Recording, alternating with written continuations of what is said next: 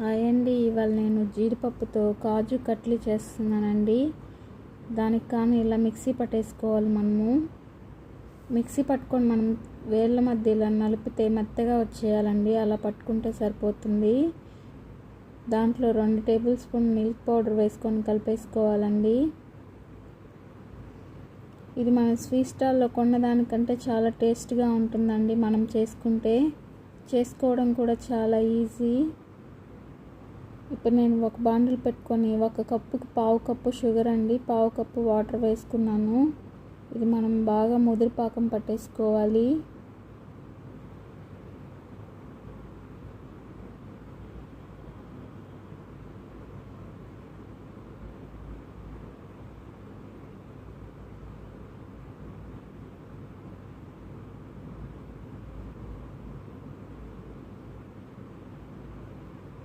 చూసారా, ఇలా అంటే తీగలాగా రావాలండి, వస్తే సరిపోతుంది. ఇప్పుడు మనం ఇందులో కాజు మిల్క్ పౌడర్ని ఇందులో వేసి బాగా కలిపేసుకోవాలండి, ముద్దలాగా వచ్చేలాగా.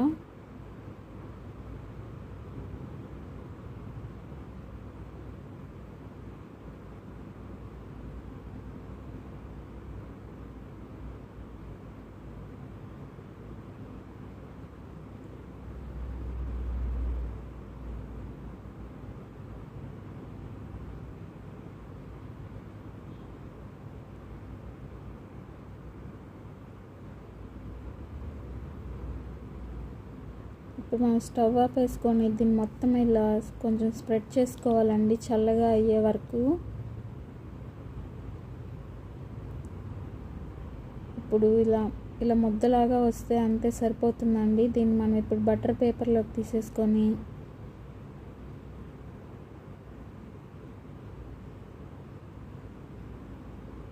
మంచిగా ఇలా చపాతీ దవ్వలాగా నొక్కేసుకోవాలి. ఇలా నొక్కుతూ ఉంటే స్మూత్గా వచ్చేస్తుందండి.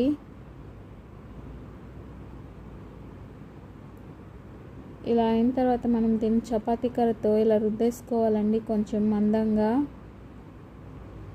దీన్ని ఇప్పుడు మనం డైమండ్ షేప్లో కట్ చేసేసుకోవాలి.